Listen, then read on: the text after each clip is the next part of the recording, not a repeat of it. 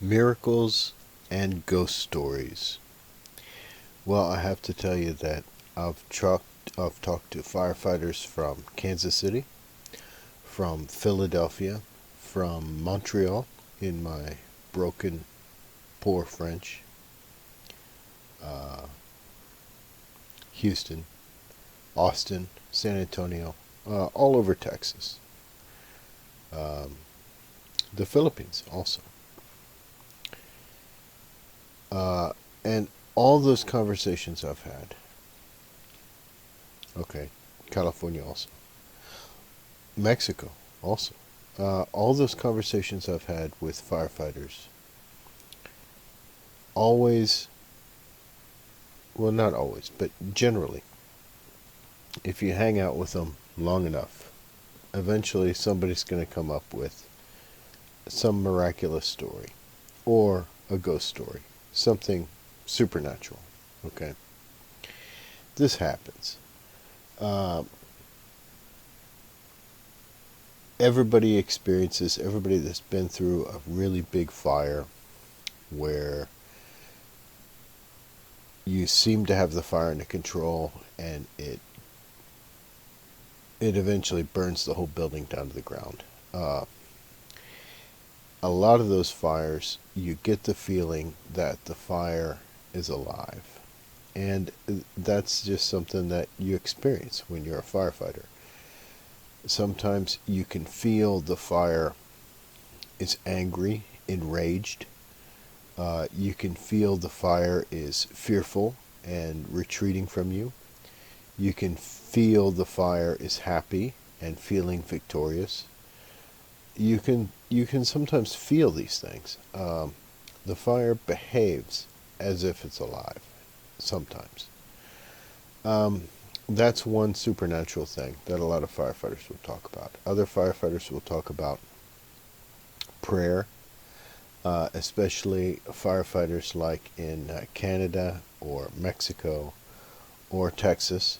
I haven't seen it too much in Kansas City, but a lot of firefighters I've run into will have something like a cross that they're wearing, or a San Benito or a Saint Benedict pin, or a statue of the Virgin in the corner, or a religious calendar, something like that.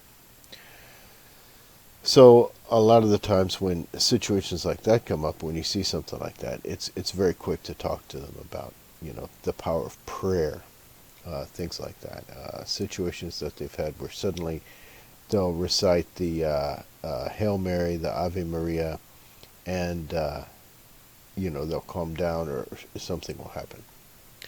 So there's been a few miraculous circumstances that I've witnessed, and I've got a lot of ghost stories, but I'm only going to include a couple of the ghost stories here. And first, I'd like to start out with a miracle story that was really amazing. I've got several of these, but this one kind of stands out. It was fairly recently, within the last 5 years or so.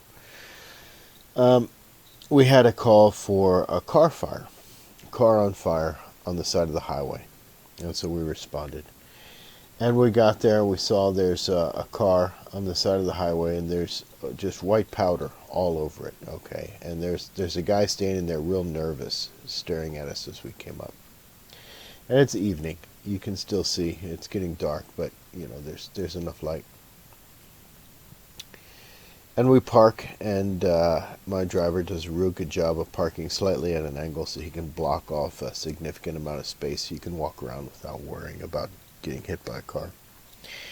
And we get out, and I walk up to the guy, and I start getting information.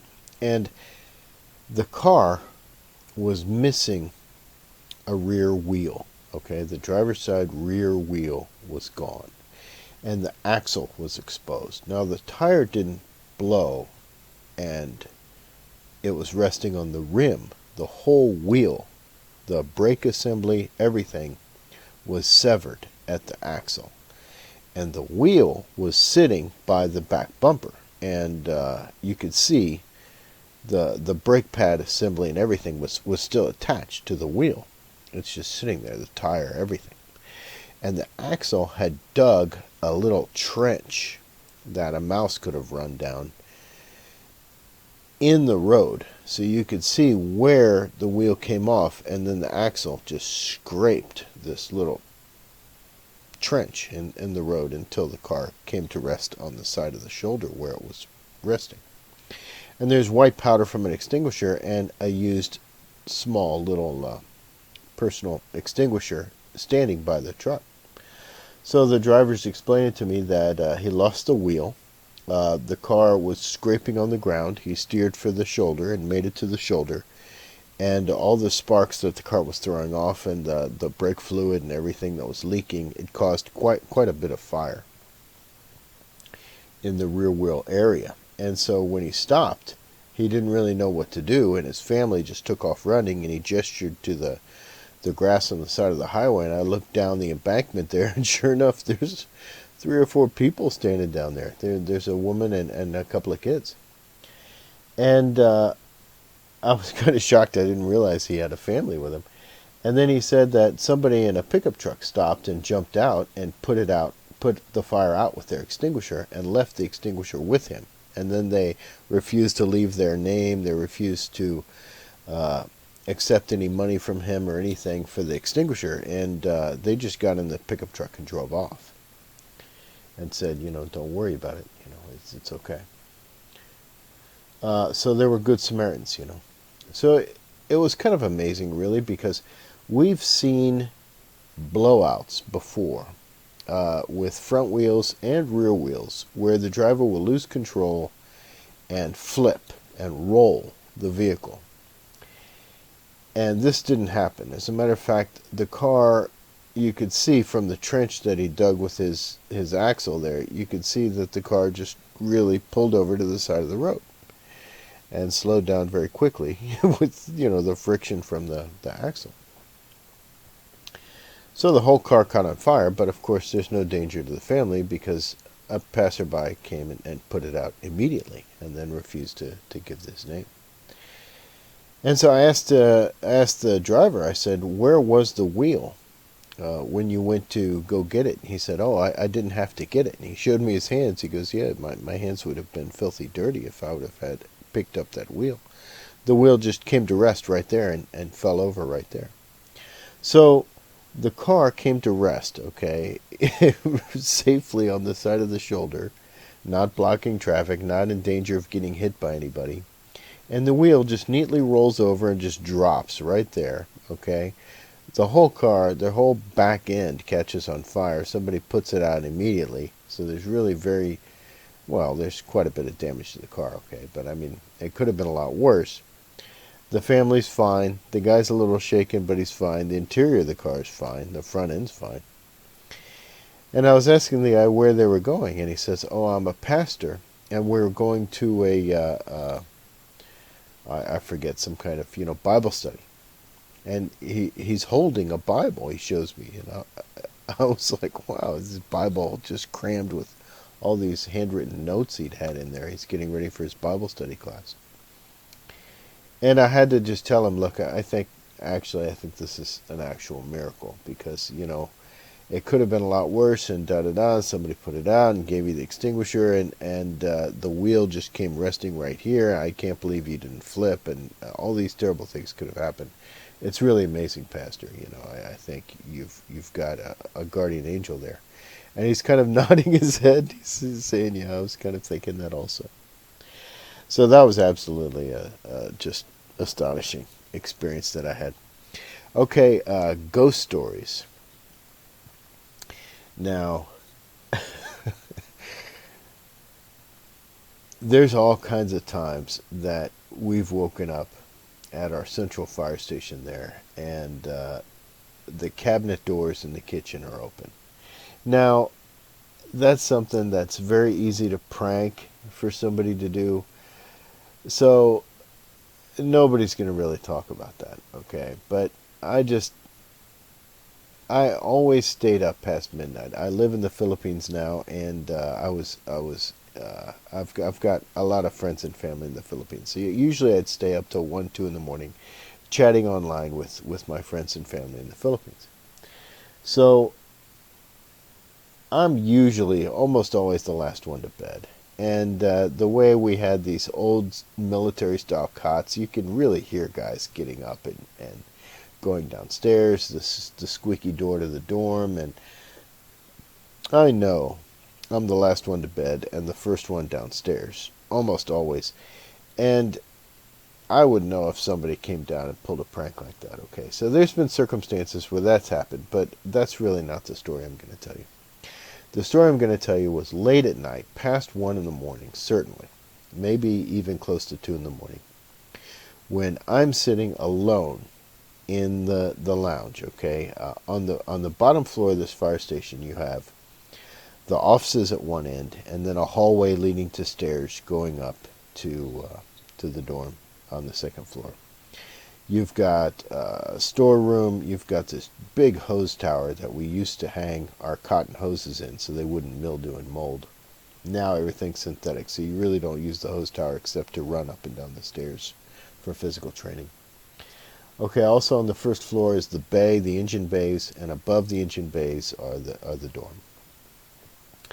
Then on the other side of the fire station, you've got a big lounge that we also use for a classroom, and that's also where our little small kitchen is.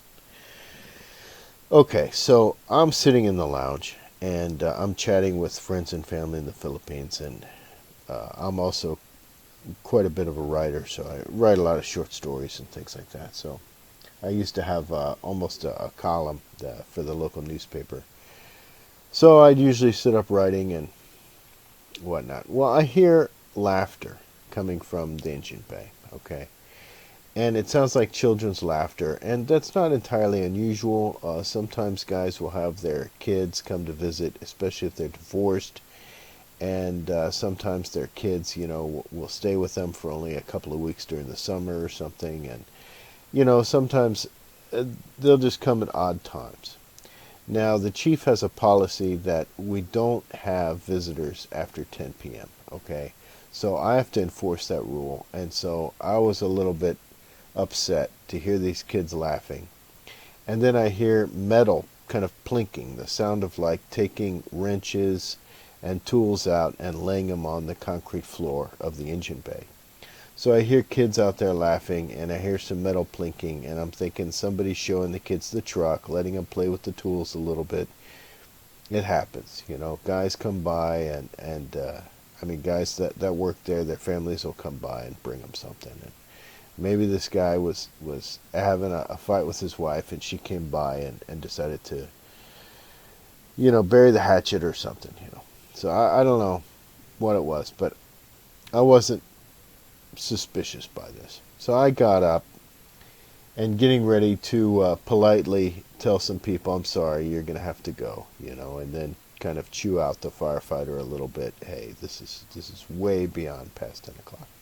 So I open up the door to go into the engine bay, and whoosh, silence. There's nothing. There's nothing in the engine bay. So I stand there for a second, and I'm thinking, okay, somebody's playing a prank. Okay. And so I quickly glance around and check the windows, because there's a couple of windows that don't have locks on them. And you learn this stuff because when the fire trucks go to a big fire, sometimes dispatch will call in off-duty guys to help. And you'll have to report to the fire station. The fire station's all closed up. How are you going to get in there? How are you going to get your stuff? How are you going to get your keys to the reserve pickup truck to drive to the scene and things like that, So which windows are unlocked and which doors are easy to open and so forth. So I immediately checked those windows, okay, and everything is closed. So I checked the back door, I checked the door to the hose tower, everything's locked. So I'm kind of scratching my head a little bit, and I'm thinking, okay, there's a million places to hide in the fire station. So all I have to do is run upstairs and go into the dorm, and I know somebody hasn't gone in the dorm because the door is real squeaky that goes into the dorm. So I run upstairs, and I'm going to check the beds, and whoever's bed is empty, that's who the joker is that's downstairs. Very easy. So I run upstairs, and everybody is in bed asleep. Everyone's there. Everyone's asleep. And that really had me scratching my head because I really heard something there. I know that I did. Okay, that's the end of ghost story number one. Ghost story number two was really an amazing story. This was a rookie that was, I think he'd finished his probation. Okay, he eventually left our department for another department. There's a lot of departments in South Texas that pay a lot of money. Okay, Laredo is a really very unpleasant city to live in. I'm sorry for people from Laredo, but it's true. It's really, really hot a lot of the time. And I think their starting pay is like $56,000 a year. Okay. And then the city of Corpus Christi has a lot of refineries. Man, there's a lot of industry there, and they really pay a lot to keep firefighters there also, because you really need experienced firefighters to protect installations like that. So they also have a starting pay, I think, of over $50,000 a year. So there's a lot of departments that are not too far away from where we are that pay a lot of money. So we lose a lot of firefighters after they get certified, after they pass their probationary year. They're going to be a shoo-in for a lot of these departments. So this guy also left our department. Now, I can't remember his name, but everybody called him the Ghost Whisperer after this. Okay, because this is a pretty good story. All right, this was not at our central fire station. This was at an outlying station that was close to the airport. And it was surprising, okay, because it's a brand new station. In the 1990s, when I joined the department, it was brand new. And they had just moved, the year before I joined, they had just moved the administrative offices from our central fire station to this new building. And half of it was administrative offices. The fire marshal and big classroom occupied one part, and then the chief, assistant chief, secretaries occupied another part.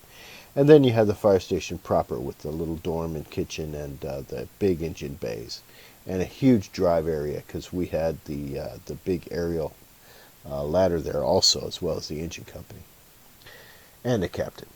So it was quite a big little fire station back there, and the chief and assistant chief were there with the secretaries. Well, shortly after I joined, there was a little bit of a scandal. The chief had been killed, and it was really a very difficult situation. It wasn't an on-duty death; it was a off-duty.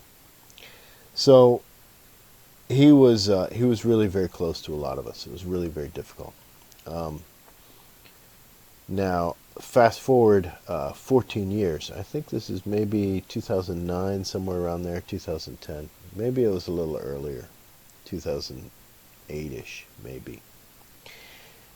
So this rookie just passes probation, and one of the duties in the evening is you go out after it gets dark, and you lock up the station. So you close these big locking fences, okay, that slide and close off the parking lot in the back, so everybody's car is going to be safe. You don't have to worry somebody breaking into your car. So you go out, you know, make sure everybody's windows are up in their cars. You lock the gates. Just common sense stuff. Make sure all the doors are closed for the engine bay and so forth. So whoever's the rookie is, whoever's the youngest firefighter there, is going to have to go out and do all this stuff in the evening. So this guy goes out. He's the rookie. He goes out and he closes the fence and locks it. And he starts to walk around to double check the fence on the other side and make sure the engine bays are all closed up and locked. And a chief comes out, and I think I can't remember if he got out of a car or he just walks up to him. I think he just walks up to him. And he's dressed in he's got a white shirt and a gold badge, and he kind of confronts this young man, and he tells him that his shirt's untucked. And it was. His shirt was untucked. And he was telling him, kind of chewing him out a little bit, that, he wasn't dressed properly. He was out of uniform. And so he quickly tucked in his shirt and apologized. I told him that he'll go back in and put on his slacks. I forget if he had boxer shorts on or something like that. Back in the 90s, it used to be real strict, and things kind of slacked off a little bit around 2010. I'm not ashamed to say that a lot of guys would wear like fuzzy slippers at nighttime and boxer shorts, and get comfortable. After they knew that the public's not going to be around, the administrative offices are closed, you could just kind of relax. If you get a call, you're going to be wearing all your bunker gear anyways. As long as you've got the official shirt on, nobody cares, what you're wearing underneath. So anyway, this guy, the chief, goes walking into the station. And this guy's real embarrassed. And he just kind of jogs around, checks real quick that the station's locked up. And then he comes in to the back door of the station, where the kitchen and the lounge is, and gets ready to get chewed out by his officers. And he's like, I'm sorry, sir, I'm sorry. And the lieutenant's sitting there kind of half asleep watching TV. It's like 9:30 at night. And he says, What are you talking about? And he said, well, didn't the chief come through here and tell you that I was out of uniform? And he's like, what? What are you talking about? And he said, well, I was closing the fence, and the chief was walking up and chewed me out for being out of uniform. My shirt was untucked, and said I shouldn't be walking around like that. I need to, have my slacks on at all times with my shirt properly tucked in. And so the captain comes out of the office at this point, and the lieutenant looks at the captain. They're both looking at him saying, what are you talking about? And so he describes the situation again. They said, no, he didn't come in here. Who was it? It's like the chief. He's like, Chief so-and-so, our chief. He goes, no, I've never seen this chief before. It's like, well, describe him to us. And so he describes him a little bit, and they're looking at each other, kind of their mouths are open. And then the lieutenant has an idea. He goes, here, come with me. And he walks him into the classroom, okay? And we've got a big classroom there. It probably seats, I don't know, maybe 60, 70 people if we set it up properly. PowerPoint presentations and the automatic screen that comes down and everything. A library's back there also that the training officer would use as an office and library for all the books. So we've got all these pictures in this classroom of all these graduating academies. And they go back to like my academy and the academy before me, like 93, 94, 92, 91. And this chief that died in, I think it was 95 when he passed away, is in the back of these pictures for these academies, congratulating our academy graduates. And he's walking him around. Not only those pictures, he's showing him the other pictures from 2000, from all these years after the chief passed away, and then these earlier years where he had a different chief in the 1980s. And so he's like, do you see that chief that you saw? Is he in any of these pictures? And the guy walks right past the 1980s pictures, right past the 2000 pictures, focuses on this 1992 or maybe 1993 picture, because this chief was in both those, and points directly to him and says, yeah, there he is right there. That's him. Absolutely amazing. And the funny thing is that chief was really strict about stuff like that, and he would just send you home. If you walked around with your shirt untucked, and he had a big thing about hands in your pockets also. Don't put your hands in your pockets. And if he gave you a warning and he saw you do it again, he'd just send you home. And he'd send you home for 3 days. So 3 days was actually one 24-hour shift and a half. So it was like a 36-hour suspension, which is a big chunk. It's like 1/3 of a paycheck you're going to lose. You're not being paid. It's a 3-day suspension. If you do it again, it's going to be another write-up, and he would back these up with written disciplinary action reports that go in your personnel file that stay there. And if you got another one, that's it. You're fired. You're gone. He's got all the documentation he needs. He's given you an oral reprimand. He's sent you home for a 3-day suspension and wrote you up. And then if you do it again, that's it. You're gone. And so guys were being fired for walking around with their shirt untucked, I mean, You know, it was a different world back then. It really was. But he was actually a really good guy. It's just he had very specific rules that you had to follow, or else you're gone. You know. Uh, but that was really an amazing experience. I ran into that guy because he was working for a nearby fire department, and I can't remember his name honestly right now. Even I can't remember his name, but he always remembered me, and he always said, "Hey, Lieutenant," even though later on I was a captain. Uh, but that was the best ghost story that I've heard in that department. Then the other ghost stories are all mysterious thumps. Oh, we had a brand new fire station number 4 that was built. The old fire station number 4 had all kinds of asbestos problems, a lot of serious looking cracks from foundation settling. It was really in bad shape, exposed wiring all over the place. It was really in bad shape. And it was built way back, I think in the 50s, maybe 60s. Really an old station. So that station got closed up, and the city was trying to sell it. But it's going to be like an environmental nightmare for whoever buys the property because they're going to have to clean out the asbestos. The station has all kinds of structural problems. It's really going to be a nightmare for anybody that buys that property. But it's in a really nice commercial zoned area. So we had the brand new Fire Station 4, but we had this old Station 4 that was just empty. And the grass would grow up. And so the new Station 4 guys would come over with the lawnmower and weed eater and mow the grass every once in a while. Well, when I was promoted to captain, I was driving around one time and I noticed the fire station was really grown up quite a bit, the grass. And I didn't have anything on my schedule that afternoon, so I went over to the Station 4 and I told the guys, hey guys, let's go over and mow the old Station 4. So I volunteered to help take some of the lawnmower and stuff like that with my Ford Explorer that I had. And we drove over there, and I was helping them do the weed eating, and I always liked doing yard work. I really did. So I'm helping these guys, and I see a cat in the window of this fire station.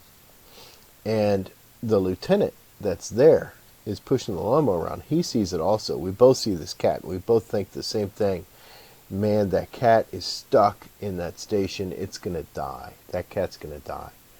So I've got keys, and I open up the fire station, and we go in there and try and find this cat.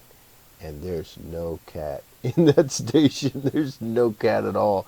There's no way that cat could have gotten out. I mean, we searched for any way that cat could have gotten in or gotten out. And it's possible, you know. Cats can kind of squeeze through a small space.